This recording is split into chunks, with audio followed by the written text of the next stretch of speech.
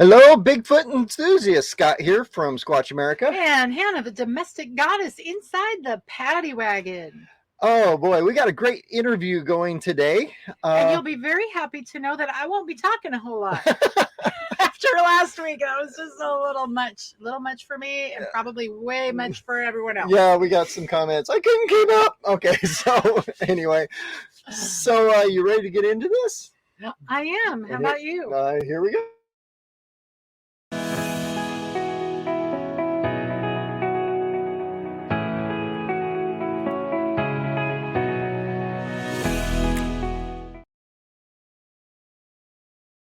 All right, folks, we have an interesting interview with you today. It was a gentleman we met in Medford and has a long history of Bigfoot in the Bigfoot community. And we're going to bring him on and you're going to learn all about him. So here we go, ladies and gentlemen. This is Mr. Greg Roberts from the Medford area. Hi, Greg. Oh, I muted you. Okay, hold on. There, now you can talk. Go. Okay. Hi, Scott. Hi, Hannah. Hi. So I met Greg at the Sportsman Show in Medford, and we talked a lot, almost all day. It was pretty awesome. So it's great, and we were talking about it earlier. You were telling me about Small Town Monsters. Little do you know, we actually are really good friends with Alexander and Carrick. Yeah. Oh, okay. Alexander Pederoff, who's one of the guys there. So he's actually was on the show a couple weeks ago. So and Carrick was on before that. Yeah. So anyway, Greg. I just gonna say it's that small world thing, because I just happened to stumble across that last night, the one that they did with the Olympic Project members, and I was really impressed. They did a great job with that. Yeah, they did. So, first question: what got you into Bigfoot? Oh boy, it's kind of funny. You grow up in a hotspot zone, which Medford is. I mean, I don't care what direction you go in, there is a long history of Bigfoot activity across this entire region. And, so in that aspect, I'm pretty blessed that when you're a Bigfoot guy and you're a researcher and going out in the field, you have better than average chances of having something happen. But my first encounter happened before I really had bought into the fact that they were real. Like a lot of people growing up here, I'd heard stories, knew people who had claimed to have seen them and found footprints and knew all of this was going on. And Peter Byrne was coming in and they were doing things like putting the Bigfoot trap up over in the Applegate. Peter was coming into the area fairly frequently in the 70s, investigating activity. Remember one for sure up around Butte Falls. So there's always this constant drumbeat going on. But for all the time I had spent in the woods myself and with my family, I'd never seen one. I'd never found prints. I hadn't even had the thought cross my mind yet about vocalizations. So my first encounter happened in August of 1984 in the Sky Lakes Wilderness. Buddy of mine and I were up there. We're hiking. We're having a good time. We're looking at the elk also to get an idea of what the health of the herd was, where they were, what they were doing, kind of thing. And, our second day out, the oddest thing about it was our first day, beautiful sunshine, lots of, what I call just general wildlife activity, birds singing, squirrels talking, moving, all kinds of things going on. Second day, quiet, absolute quiet, to the point that we're like, what's going on here? This isn't right. There should be birds singing. We should be seeing and hearing squirrels. Nothing moving, nothing happening. So that night, which was on the full moon in August, I'll never forget this. We get set up in our camp spot. We were right by a creek. We saw trout in it. So, of course, we set up because we knew dinner was right there in the creek. So we catch trout. We hit the rack. I woke up at 2:30 in the morning, bright moonlight. I mean, almost like daylight bright. I woke up to the sound of coyotes going off. And I'm thinking, man, that's a lot of coyotes. I wonder what they're going off about. I was just starting to fall back to sleep when I heard the howl. And the howl that I heard, I think most people watching this are familiar with it. Bobo does it on Finding Bigfoot. It's that long, sustaining, what's now called the Ohio howl, because Matt Moneymaker recorded it in Columbiana County, Ohio. But I hear that, and I sat straight up in bed and said, what in God's name was that? And my partner started laughing. He goes, I was waiting for you to wake up. This has been going on for half an hour. Well, now the coyotes are going off again. And I realized, okay, the howl is what woke me up. I woke up to the sound of the coyotes. The howl had faded away, but the coyotes were still sounding off. We started the process of elimination going, what's making that sound? We eliminated, of course, everything except a wolf, but the thought that maybe that was a Bigfoot never crossed my mind, because at that point, in what I knew about them, I'd never heard about vocalizations. I'd never heard of things like wood knocking. I didn't know those were things that could give them away far more frequently than a sighting or finding tracks ever would. And so in the process of our elimination, we went to the thing that made the most sense, which was the wolf howl. But something about that still didn't feel right to me. It honestly wasn't until I got up to Alaska and heard real wolves howling that I realized, okay, whatever that was at Sky Lakes, that wasn't a wolf. The tones aren't right. The sound isn't right. The sheer volume of it was not right. And I searched and searched trying to figure out what that could be until 2007. And I'm watching the old show Mysterious Encounters with Autumn Williams. And I stumbled into that by accident because it was on the old Outdoor Life Network, and Outdoor Life Network would show the live World Cup ski races from Europe. Well, I'm interested in that, of course. So I'm up getting ready to watch this World Cup downhill ski race, turn on OLN early. And the first thing I see, these guys are running around the woods with like night vision and all this equipment. And first I think, are they playing Capture the Flag? What are they doing? And then they did a sighting recreation. I go, oh, Bigfoot. Okay. So I'm interested. I'm watching this, and, my first exposure to Matt Moneymaker and other people. And I go, oh, well, all right. And then they put up two websites at the end of the show, bfro.net, of course, Matt's site, OregonBigfoot.com, Autumn site. Checked them both out. But the first one I went to was bfro.net. And I went to it, forgot about the ski race. I went to check it out. One of the first things I found on that site was sounds. I went, sounds? I was like, this is interesting. So I click on that. I get into the sounds. And the first thing I see is the Columbiana County, Ohio howl that Matt recorded in 1994. Mind you, this is 2007. So I go and I click on that. And as soon as that thing played, every hair on my body stands straight up in instant goosebumps. And I was a believer at that instant, because the Columbiana County howl is a direct match to what I heard in Sky Lakes. Also, in that Columbiana County, Ohio recording, you hear dogs responding to the howling, and the dogs are responding the same way the coyotes were responding to our howler out here. And I was like, that's it. I'm done. I'm a total believer. So I got in touch with BFRO, found out they do all of their expeditions all over, and one of them was coming to Oregon for Father's Day weekend of 2008. So I was signing up for it, and then Matt saw my application for it, and he saw my background. They got in touch with me and said, hey, look, we won't charge you for this because we need your help to scout areas. So you're going to meet this guy, Cliff Barrickman, and Cliff's going to be coming, and you and Cliff will go and scout locations where we can do our expedition. Well, of course, that all worked out great. Cliff and I really bonded over that. I mean, he is truly one of the best guys out there in the game, as I like to say it, and just truly awesome. And from there it was on, and just started getting to know a lot of people when the actual expedition happened. Then, of course, Tom Yamarone was there, Bart Catino was there, a lot of other bigger name people out there doing Bigfoot research and investigation. And I just, like a sponge, I soaked up everything I could learn from them. And yeah, That included Matt Moneymaker too, because I know that creates a real love-hate thing with people. He and I definitely butted heads the first time we ever met, but there were things of knowledge that Matt passed along to me that then I took that, and then I started analyzing areas here in Southern Oregon based on some of that information he shared.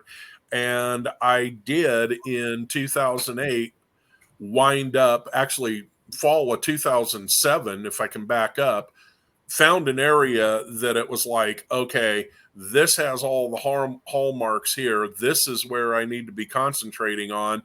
And found one of the best Bigfoot tracks in this area that I've still found to date. In fact, the wife was with me. It was our first date, and we found this awesome Bigfoot track right next to the road. And I'm looking at that, and of course I do the size comparison, put my foot down next to it. And as you know, we've shared the backstory. I weighed over 400 pounds at that point. I pressed as hard as I could into that dirt, could not make an impression that footprint had driven down nearly 4 inches deep into, and then realized what it was doing. It had literally jumped from the top of the cut along the road. It jumped off the top of the bank, jumped, came down on both feet evenly with the arms extended out to the side for balance, and then stood up. And I think that's when it really compressed, and it was the right foot. The left foot was on sticks and twigs and rock, but that right foot was on bare dirt, and it just, boom, created a footprint that was a no mistaker. So we continued to work that area. I found impressions going up the bank off the road, and told the wife, I said, okay, this is it.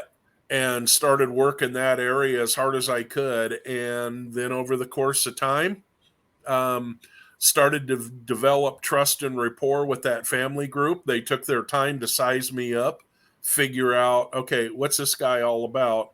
And of course, the real thing that impressed them was my ability to leave a flashlight behind and go walking off down Forest Service roads in the middle of the night, acting like I didn't have a care in the world. That curiosity factor finally won over. And then eventually it got to the point where I drive up into this area in my truck, turn my truck off, and if they were even remotely close, they'd immediately would knock and let me know they were there. And then I'd give them the whoop back to acknowledge that I'd heard them. And, then after that, they were doing what they were doing. I was doing what I was doing.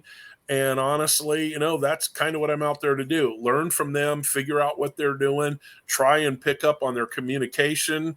It's very complex. They'll use vocal sounds. They use tree knocks. They use rock knocks. They will leave stacks of rocks out, and they use a 3-1 code. We've definitely been able to identify that. And that 3-1 code is essentially their form of our Morse code. And they'll put those 3-1 combinations together with rock stacks. They do it with their wood knocks. You'll hear pop, pop, pop, and then you'll get down over here where they're communicating back and forth to each other on position. The whoops, same exact thing. I've listened to them over and over again. You get the whoop, whoop, whoop, and then you get the whoop response. And so you kind of start learning some dialects, and you can actually figure out what some of those calls are meaning.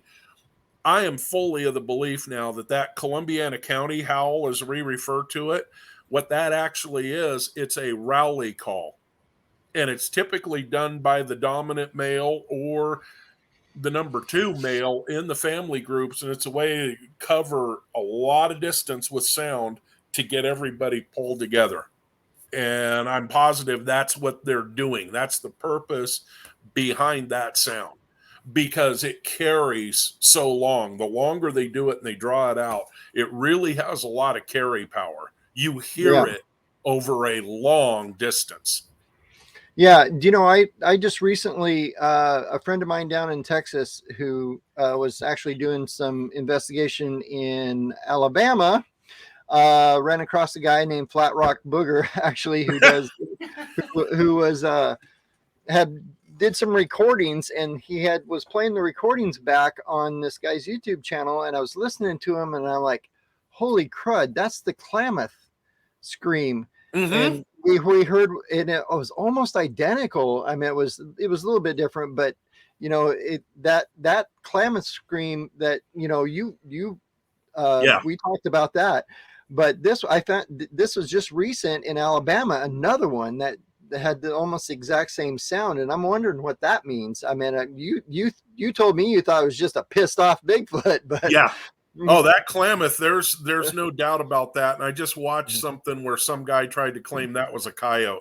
Well, I was a quasi-professional coyote hunter at one point in my life, and I've gotten to hear coyotes make a ton of sound. That Klamath scream, that is definitely not a coyote. That is a very angry, what are you doing? Get away from me, Bigfoot. That's him trying to shake off the human following him. Yeah. Do you think that our guest here would be interested in Dr. Hansen's take on vocalizations? Yeah. I think so. But we actually did a video not too long ago. It was in April. With Dr. Hansen from Anderson University in Anderson, South Carolina.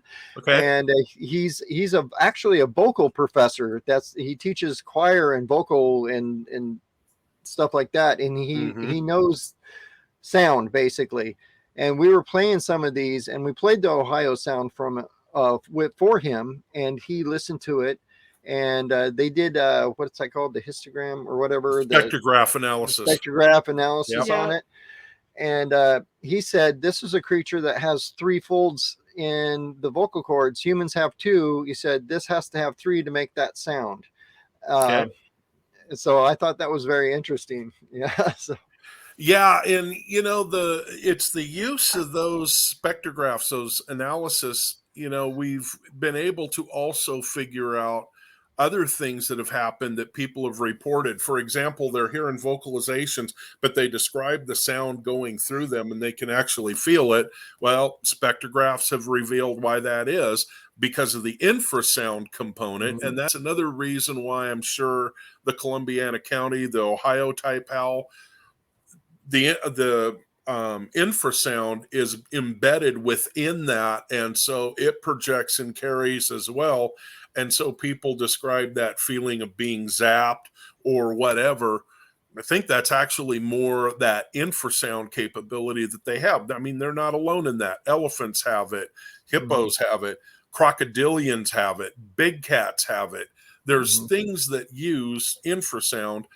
And so, you know, when you start looking at these different sound components through a spectrograph, it's amazing what suddenly pops out. And so you're saying that he's realizing the vocal cord, you know, structure that it takes to produce that.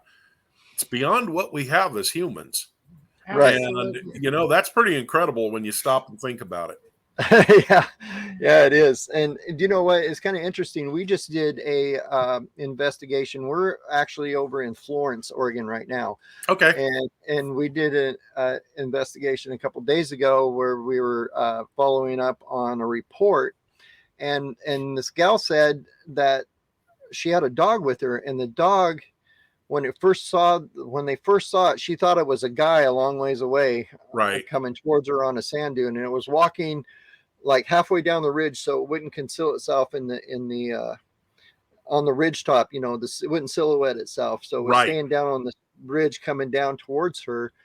And her dog took off after it, and the dog got about halfway between her and the creature, and all of a sudden the dog yipped and turned around and ran back. It hadn't even got there yet. Yeah. So and to me, I thought maybe that it was basically zapped, as they say. Yep. Yeah. Yeah. There is a lot of things they can do to communicate, and you know, while the dog may have been zapped, there's also other possibilities that may emerge as to what happened that thing did to it. You know. Here's the one thing I know we discussed at the show. It's controversial, but I'll believe it because I experienced it. And it's that telepathic realm communication, which I think is something it may have done to that dog. There may not have been a sound produced necessarily, but I had my first telepath before I was even a believer yet. And that happened. My uncle and I were out elk hunting, and we separated, and he went south in this area that we were hunting, and I went out to the north. Okay. Hold on. Hold that thought. Hold that thought. Okay. We're gonna do a cliffhanger here. Perfect. So we're gonna throw a commercial up real quick, and then we'll come right back. Yep. Hey, honey, are you at all worried about the future? Little bit. Little bit? Well, you know, I don't blame you. It's a little crazy out there. And if you're worried about the future, I don't blame you either. Friends, we now live in a very dangerous world. The unthinkable could happen at any moment. When it does, get ready for global supply chains to break down quickly and for there to be a run on stores. That means the smart thing to do is prepare for the worst today. You need emergency food to get you through whatever happens next. And we highly recommend My Patriot Supply, America's largest emergency preparedness company. Orders over $99 get free shipping, and your order ships in unmarked boxes to your doorstep. This is something every American family may soon need. Click on our affiliate link below, but do it now. Don't be a victim.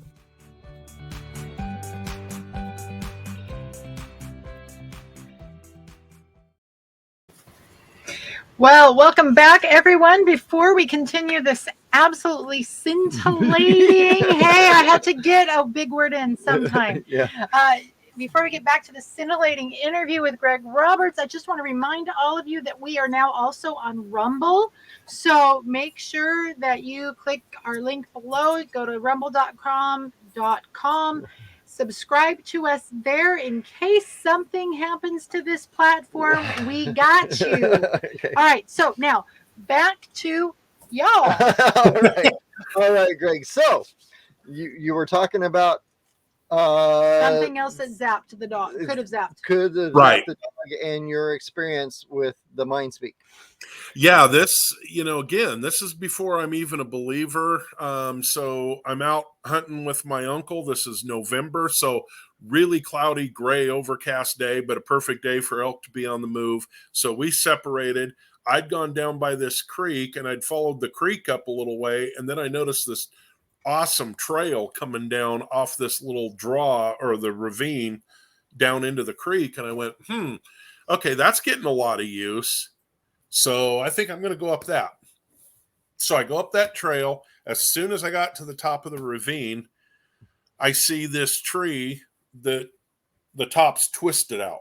Boom, like this. A twist. You could actually see the wood fiber spiraling, not twisted, bent, broken in any way. It's a spiral. And I looked at that and went, wow, that's kind of interesting looking. Never seen that before. And it's about 8 feet off the ground in a 4 to 6 inch diameter fir. I'm going, interesting. So I start pressing up this trail. Well, I kept finding those markers about every 100 yards going up this trail. And I kept looking back, and I noticed those things stood out like a sore thumb against the backdrop of the dark green of the forest. And I went, something's blazing a trail here. But I couldn't figure out what it was because I'd never seen a blaze like that. And one of them I went by, I noticed sap, and I reached up and touched it. Sap's fresh. And I'm going, okay, this is not old either. This is fairly recent. So I go pushing on up this blaze trail, and I come into the bottom of this ridge, and it had been logged down at the base area. And then up on top, there's this really heavy, thick, dark timber. And I'm standing down there, and whatever is up there on the top of that ridge is going to be able to see me. I'm in full view. I'm wide out in the open in this logged area. And what else is also very visible is the 30-06 I'm carrying with me. I started moving to go up on that ridge, following that trail, and plain as day, I hear, don't come up here. I'm like, whoa, what was that? And I thought, that's weird. Did I just imagine that? And I started moving up again, and then again, don't come up here. And 2 times was enough for me. I looked at that ridge and I thought, yeah, it's kind of dark and heavy up there. I don't know that I really want to make the effort to get into that. I think I'm going to head back over in my uncle's direction, and turned. And I just remember looking back up at that ridge and going, man, that's weird. I don't know what's going on here, but whatever it is.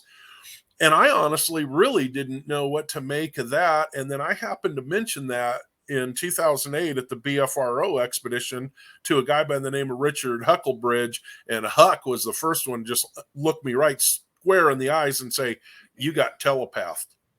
And I'm like, what? Say that again. He goes, you got telepathed. And then Rich explained the whole belief on the telepathic communication that they'll do. And I was like, well, okay, if that's true, that definitely happened to me. And I'll never forget that, because it was this big, like deep, heavy voice telling me, don't come up here, with kind of a real, like, threatening overtone to it. Oh my gosh. Yeah. Well, I just reinterpreted everything in the Old Testament. Yes. We've been worshiping Bigfoot this whole time. Well, and it's funny because I looked at it, I didn't think I'd had any kind of encounters or anything when I first got immersed into this, and then found out, no, I actually had 2 really good ones. The first one, the big vocalization that we got to hear at really close range, and then being telepathed, and then finding those trees with the tops ripped out of them. And then the other things that just blew my mind was I couldn't find the tops of those trees anywhere. I mean, gone. Yeah, that was as much a surprise to me as seeing the damage done to the tree and what it looked like. Because by that time in my life, I'd had enough firefighting experience in the woods. My uncle was a silvicultural specialist for the Rogue River National Forest and the Prospect Ranger District. I mean, I'd seen a lot of things, and I knew whatever had happened to those trees, it was something not natural at all. It definitely was not snow, wind, other trees falling, grazed off. That spiraling in the wood fiber, that was the thing that it's like, that wasn't right. And then, of course, now you find out, and I've seen pictures of trees around the country done in similar fashion. Now you know exactly what it was.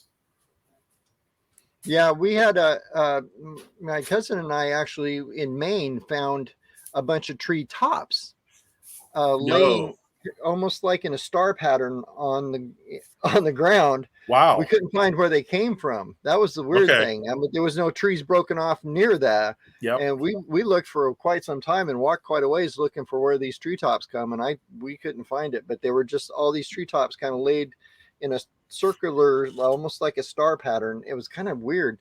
But I was watching a YouTube video of a guy who got up in that same area where Todd Standing and Les Stroud went and filmed the first 2 episodes of Les's Bigfoot series, and he found a tree structure in there, and he noticed something because he's also a wildland firefighter in his background, and he goes, by the way, that balancing stick log that's in that tree, he goes, that's burned. Nothing around here is burned. Where did that come from? And he's pointing that out. And I'm like, wow, that's a great catch. I wonder how many other people would have even picked up on the fact that, well, that's not like old black bark or something. It's burned. And he looked around. He goes, there's no evidence of a burn anywhere in this immediate vicinity. So where did that come from? Why was it brought here? And I was like, that's pretty compelling stuff, because that really starts calling into question, is a hoaxer really going to go to those level difficulties to hoax something? And no, I don't think so. And I've come across tree structures myself, some of them really big, really ornate, and then some of them are smaller and not nearly ornate. And I think the difference is when you find those smaller ones that aren't nearly as interwoven with crazy things going on, I think it's literally the kids practicing, learning how to do it. And the big ornate ones are done by the dominant male or, that upper, what I'll call those upper tier males in the group, because they're done with a purpose. They're signifying something. It's just the Right. what is it part, trying to figure it out. Didn't Shane mention something like that About what? about juveniles practicing? Yeah, we talked with Shane Corson about that. Yeah. Yeah, Shane was on the show and he was talking about they just found a bunch of nest area up in the Olympics, and they were showing how intricate the huckleberry bushes were woven together to make this nest. Yeah, and in terms of practicing, I'll never forget it. I was out in an area called Willow Springs one night. I'm just sitting there, and there'd been a lot of owl sounds, so good indicators that you've got a lot of things happening. And then all of a sudden, I'm not sure how far away he was from me, but I heard what I know was a juvenile trying to mimic a coyote howl, because they can mimic coyote howls. They definitely can do owls for sure. And now, of course, knowing they've got that third feature in their vocal cords, well, that explains how they can do the coyote howls, because most humans I know cannot pull off a coyote howl. But anyway, I'm listening to this one practicing a coyote howl, and I swear to you, he literally did the Peter Brady voice break in the middle of it, and I couldn't help myself. I started laughing and going, yeah, it's not as easy as it looks, is it? Because it was funny. He started doing that, and it was like literally like his voice is breaking out. And I'm like, that's awesome. When it's time to change, you've got to rearrange. And the other thing too, I want to add, people think you're supposed to go around and beat on trees and you're supposed to be making a lot of sounds yourself. No, I don't really believe in that. I mean, I've utilized that to a point, but actually now when I do it, it's because I'm directly interacting with them. I'm responding to what I'm hearing them doing. I'm not out kind of trying to instigate that. I look for the other clues. And then if we're getting a lot of night sounds, if we're hearing owls, if we're hearing the different bird species that are active at night, because there are bird species active at night, I'll be more prone just to sit and listen. Like I'm literally sitting on an observation post and I try and get something that's got some elevation so I can hear things better. And I'll just sit to listen at what's going on. And I'm a far bigger believer in that. You identify areas that are going to have the big key elements they need. Food, water, shelter, of course, is always a given. But, I'm starting to hear more and more people talk about them being predatory. Well, yeah, they are. But I think that's more of a winter activity here in this area with the amount of berries, grasses, edible things, even edible things that we can eat, and they have it in abundance. I think they're like everything else on the landscape. They'll go for the easiest meal. And so what I did was learn my area, learn where the different berries were coming on at the different times of the year, because they're going to be keying on those, because the bears absolutely do. I've watched bears when huckleberries are on. I've watched bears look right at deer fawns they could easily take, just look at them and go right back to raking the huckleberries in, because the huckleberry's the easier meal for them. And right, I think there's a ton of that going on. Yeah, Harry and the Hendersons tried to portray him being, militant vegetarian. And I've heard other people talk about, well, they have a real animosity towards hunters. And no, I don't think that's true at all. I think they understand what a hunter is and they want to give us a wider berth. But I don't know, even in the people I've talked to who've had encounters in hunting season, I still haven't seen a single shred of evidence that would lead me to believe there was a hostile encounter that was triggered because they were a hunter and had guns and were shooting deer and elk and stuff. No, haven't seen it. Yeah, me either. We've interviewed people who have had more, like I would say, sort of aggressive encounters in huckleberry patches picking huckleberries than I have hunters. And that also follows over on the coast. You hear reports about them trying to drive people out of clamming beds or where oysters are found. It's like when they have a spot that produces well for them for the things they want to eat, but hey, we want to eat too. Yeah, they definitely been known to drive people away. I know people who've had encounters on the Rogue River, in salmon and steelhead fishing in certain spots where they got rock tossed. They had some pretty aggressive other behaviors up the hill from them, tree shaking things going on, sounds going on. And they left. And I said, that's exactly what they wanted you to do. You were down in their hole in the river and they wanted you gone. And a lot of those, I was just going to say, and a lot of those correspond to the peak of the salmon and steelhead runs when that happens. I was going to say that actually corresponds with my theory from last week that all behavior, whether it's human, Bigfoot, or otherwise, is driven by survival. You know, right? We're gonna survive, and that's what all of our communication is for. That's what all of our behavior patterns are for. It is we do what helps us survive. You know, it's nice to think that we could be a more evolved creature than that. That's what it boils down to. You know? It definitely boils down to that. And talk about evolved creature. You know, when I first got into this, I was like everybody else. And yeah, I had a lot of influence from BFRO, whose official position is what we're looking at here is a wood ape. Well, you know, over the course of time, I definitely have done what Wes has done. I can't tell you for sure what they are, but I know they're not wood apes, because if they were that, we would have caught multiples of them a long time ago. There are things they do that kind of defy every other, you know, aspect that we as humans could have. But you get out there in that element with them, and they are so vastly superior to us, it isn't even funny. And they also understand humans, and they understand our psychology pretty well. They also know that all they have to do is get up against the right backdrop and then just hold still, and we'll walk right by them, never see them, never know they were there, because we're oblivious. We're in our own world. Worse when you're a human in the woods with a gun, because humans in the wood with a gun carry what I call the God complex. You can sit and observe people walking, and there is just a whole different way they're carrying themselves when they're armed, because they truly believe that, you know, being armed, nothing can touch me. And you get a little bit more puffiness of the chest and upright behavior, and they pick up on it. Everything picks up on it. I've sat and listened to squirrels do alarm calls, and the squirrels have one for humans. And I can recognize when the squirrels are talking about a human coming versus a predator in the air or a predator on the ground.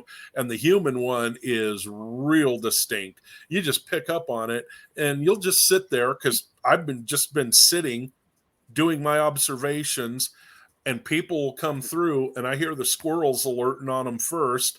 And then sure enough, here comes this guy walking along.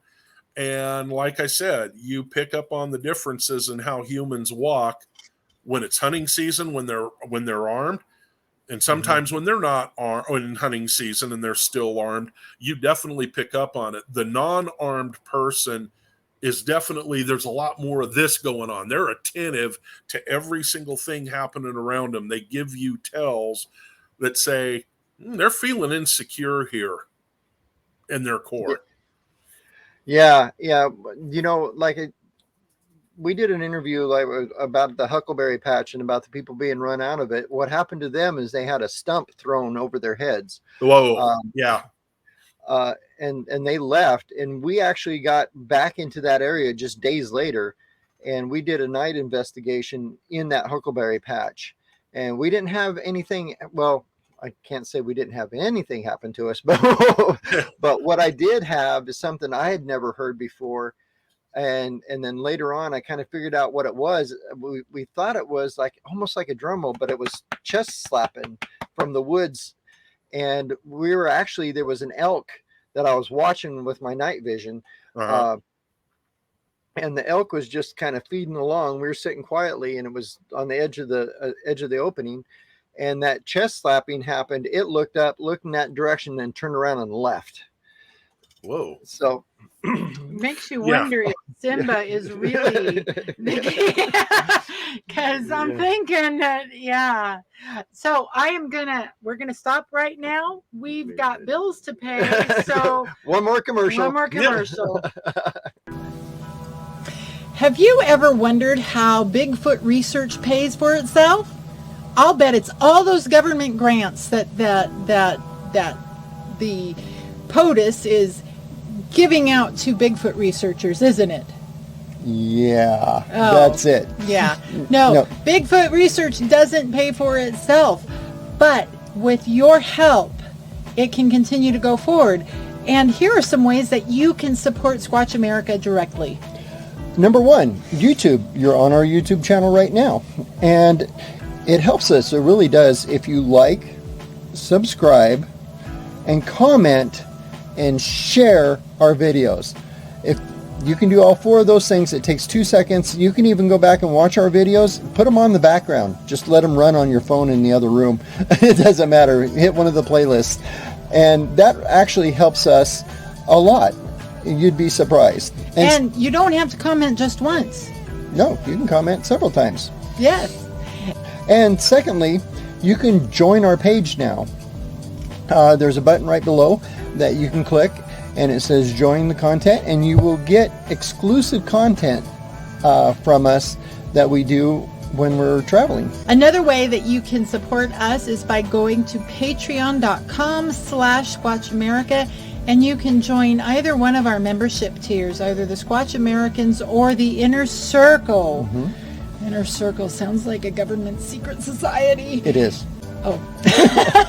Anyway, the biggest feature of having a membership on Patreon is that we have monthly live face-to-face Zoom chats with our membership. So First Friday of every month.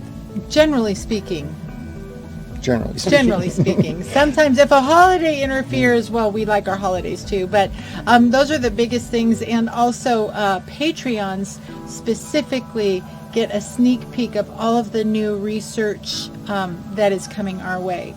And the final way that you can support us financially is to go to buymeacoffee.com, and you can make a one-time donation, $5, to make sure that we stay in the habit that we have developed over the years of drinking coffee. Yeah, because squatching late at night, you got to be alert. You do. So, from YouTube support to Patreon and Buy Me a Coffee, those are the three ways that you can use your pocket change to make sure that Bigfoot research keeps moving forward. So, And we greatly appreciate it and love do. every one of you. and anyone who buys us a coffee, we will drink in your honor.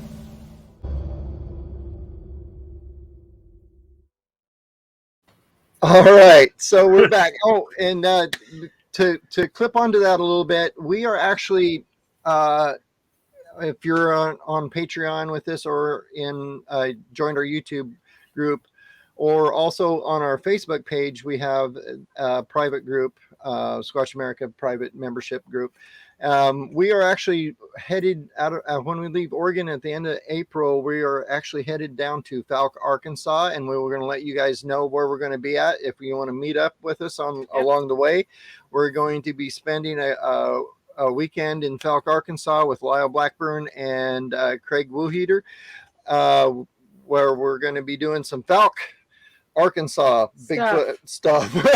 So we're going to be headed there, and then after that we're headed to Tennessee to hang out with the Turtle Man and do some more Bigfoot stuff there. So, And also, just if you missed it last week, a new Patreon perk is all of our Patreons are given credit at the end of each historic Bigfooter video documentary that we put up. We put up Davis Perry a couple weeks ago, and we are crediting all of our Patreons at the end of each of those videos. So if you want to get in on having, your own little credit and your own micro YouTube moment of fame, yeah, either tier of Patreon will get you there. Yeah, and follow us on our Bigfooters in History series that we've started. We started with Davis Perry. Who's next? Who's next? I'm not telling. Okay, all right. Might mean he hasn't figured it out yet. That might mean he that. is not a secret keeper. So anyway, we're with Greg Roberts, Yep. who we've been discussing all things Bigfoot. But one thing Greg had mentioned that you've got some recent sightings and recent reports in the Medford area. Yeah, actually, not just in the Medford area. I'm getting reports, literally from across southwestern Oregon right now down into northwestern California. People are Okay. having encounters. And, of course, how we met, was through the Sportsman Show and Joe Pate. But, what I do to Hey, help support, Joe. yeah, to support me, I own rogueweather.com here in Medford, Yep. Oregon. We got a Facebook page, MeWe page, so check us out there. But I also have my Bigfoot blog on Facebook, Southern Oregon Bigfoot Seeker. And people have been sending me private messages on both pages going, hey, here's what happened to me. And in the course of talking to them, finding out this is now happening within the last month, the majority of what I'm now getting reported to me. And as people are identifying where they're going, I'm like, okay, now this is interesting. Well, what we're seeing happen here, sadly, is we do not have anywhere near the snowpack we normally should have. We definitely don't have it at some elevation points. We should have it. And so people are able to get to spots they normally wouldn't be able to. Now they're getting into these spots and they're having some Bigfoot encounters that in places that I don't typically start hearing about Bigfoot encounters coming from until we're well down into May and June. So we're a good month and a half, 2 months ahead of schedule because of our lack of snow in the hills here and where people can get to. But the green up's happening here. And one of those things that Matt Moneymaker, I learned from him way back in 2008, is find the area just under the snow line where green up's happening, and they will be moving into those areas because that's a ready-made food source for them. Well, we're getting that here, but where we typically will be seeing green up at this time of the year at around the 2,500 foot to 3,000 foot elevation level. Now we're getting it up as high as in some locations 4,800 feet. And so everything now is getting on the move and moving up, following that pattern. And so, yeah, it might be a bit of a surprise that all of a sudden, oh, there's a flood of activity. But then again, no, not really when you consider what's happening because of our lack of snow and now the melt-off process clearly beginning. We're just seeing the natural flow that we typically do. Again, it's just a month and a half, 2 months early. So I have a question about that, Mr. Weather Guy. Being as this whole area, Southern Oregon, Northern California, really is in another drought condition. Yeah. How that's obviously, it impacts food supply for humans. It impacts food supply for forest creatures of all sorts. I'm assuming it impacts food supply for Bigfoot. How do you think, or how do you know, either or, how does that impact human Bigfoot encounters?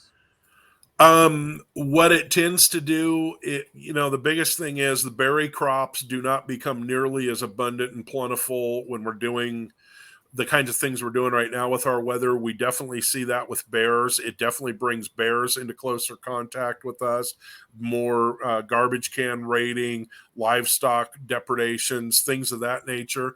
You will definitely see a Bigfoot go to alternative food sourcing, if you will, because if this isn't available, then okay, that will be.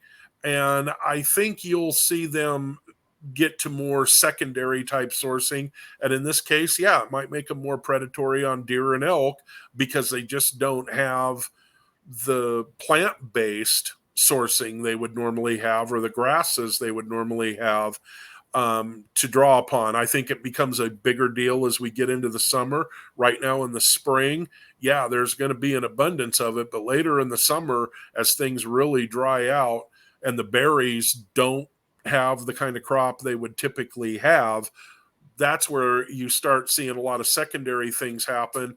And those reports that we get of farmers going out in the middle of the night because something's after their chickens and it turns out to be an 8-foot tall something. Yeah. I think these rural areas, you definitely can start seeing more of that happen because we know the bears are going to do it for sure. And again, there's a real correlation between bears and Bigfoot in terms of how they get their food sourcing out on the landscape.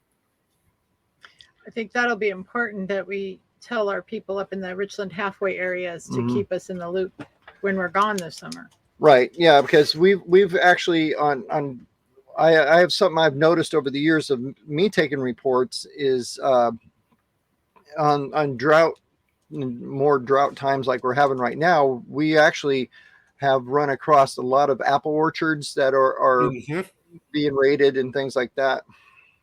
Well, and then apples, I mean, for example, the bears, they'll attack the trees themselves because of the sugar component within the sap in the tree and the fiber in the tree. I've watched bears literally mow down pear trees here on the fringes of the Rogue Valley, and then they literally start eating the entire tree. It's not just the fruit they'll go after. They go and get out on the ends of the branches, and they'll literally start eating the wood fiber itself, because they're getting that sugar, meaning the carbohydrates that they're looking for to try and put fat on themselves.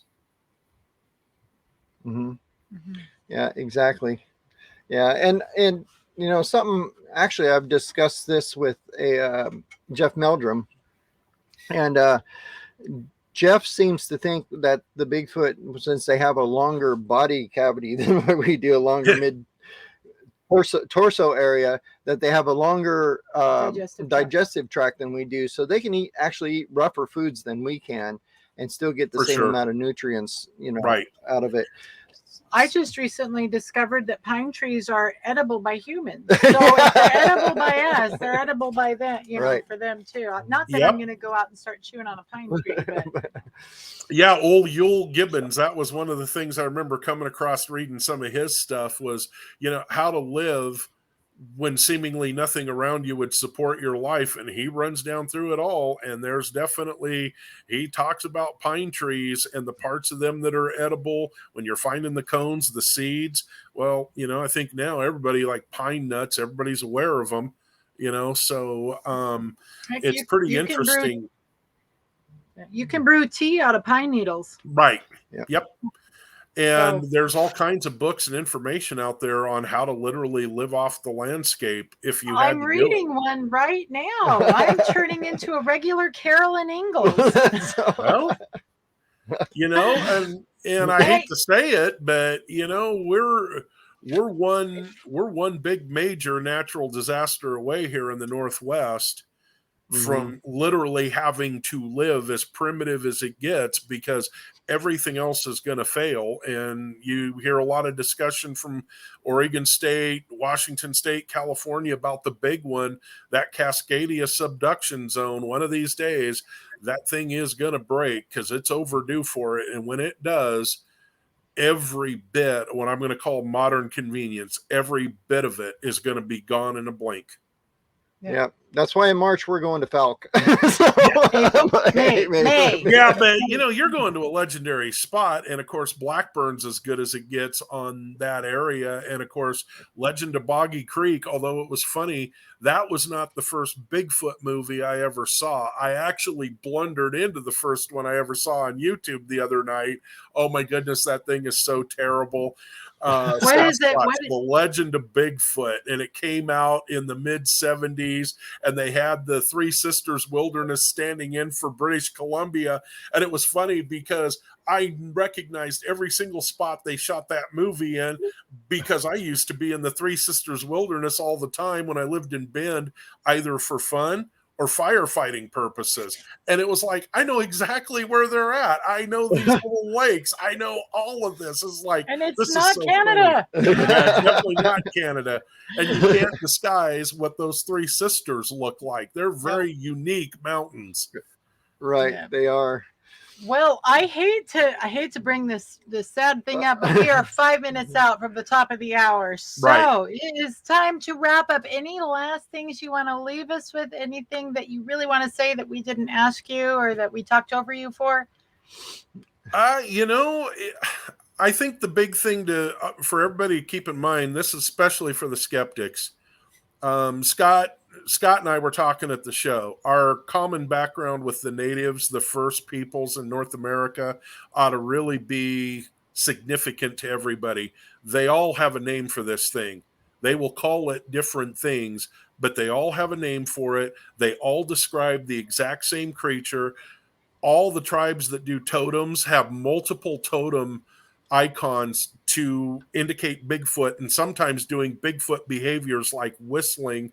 So you have all of that. And then when you go through and you start looking through the historical records of white men in North America, going clear back to the time they first got here on the East Coast, you find they're talking about encountering wild men. All these different names that they gave it. Nobody called it Bigfoot, though, till 1958.